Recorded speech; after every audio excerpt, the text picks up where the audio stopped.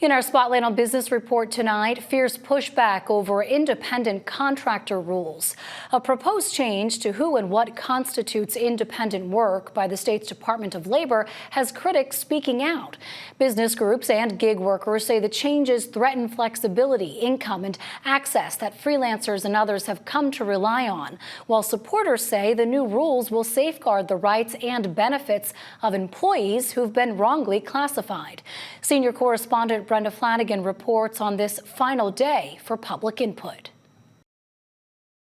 You're threatening to wipe out our incomes and careers, and you're admitting you'll create no new jobs for us. Kim Cavins, a freelance writer in Califon, who's among many of the state's 1.7 million independent contractors, alarmed by the Department of Labor's proposed new rule codifying wage and employment law enforcement. It'd impact a wide range of gig workers, and it sparked a firestorm of controversy. At a public hearing, one Rutgers analyst described its intent. To enforce the law and not play whack-a-mole with employers trying to skirt their employment obligations by hiding behind regulatory uncertainty. The proposed rule clarifies a three-pronged test used to classify workers as either independent or as employees of a company that would then also have to pay them benefits. The department targets companies that dodge employment laws. Construction worker Diego Vicero alleges he suffered employer abuse. We are forced to work in unsafe conditions. We are constantly facing pressure to work faster and harder without breaks. We work many hours and don't receive overtime pay or even full pay. Unscrupulous developers and contractors too often force construction employment into the underground economy, costing the public lost payroll taxes and cutting workers off from essential benefits like health care, workers' compensation, Social Security, and unemployment insurance. Most unions and workers' rights groups support the proposed rule, noting it prevents wage theft and creates a level playing field, discouraging companies that cut corners to save money. A Teamster rep said cheating hurts Jersey's trucking industry. Companies that play by the rules, which are often Teamster companies, are often driven out of business because of this unfair competition. Despite that, many oppose the proposed rule, especially independent contractors who drive their own cars and trucks. They fear it'd designate their vehicles as a place of business, forcing them to become regular company employees, deprived of flexibility and independence. DOL proposes that a truck is where the company's business occurs. That's simply wrong. The business place of the trucking industry are the highways, thoroughfares, and turnpikes of America. He said making them W-2 employees would drive up prices.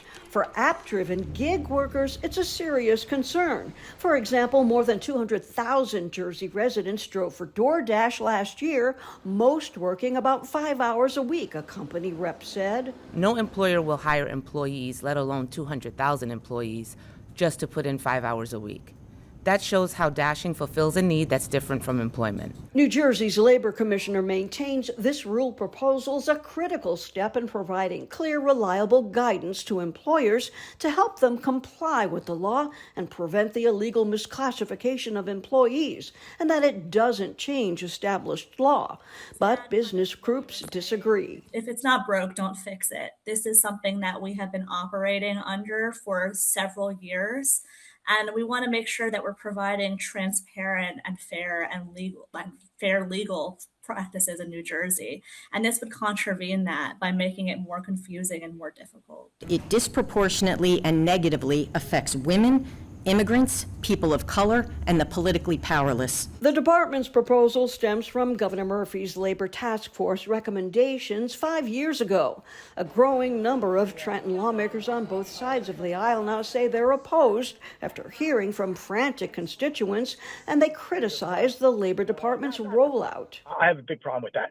Now, there's also the possibility that it really is an attempt to destroy the gig economy. Then we're really going to have a battle on our hands, because that should not be happening here in the last few months of an administration. Absolutely no call for that. The public comment period on the proposed rule ends today, and the Department of Labor can enact the rule with or without changes. I'm Brenda Flanagan, NJ Spotlight News. Support for the Business Report is provided by the Newark Alliance presents the 2025 Halsey Fest, featuring the vibrancy of Newark's Arts and Education District and Halsey Street. Halsey, a neighborhood built on hustle and heart. The 2025 Halsey Fest schedule is available at halseynwk.com.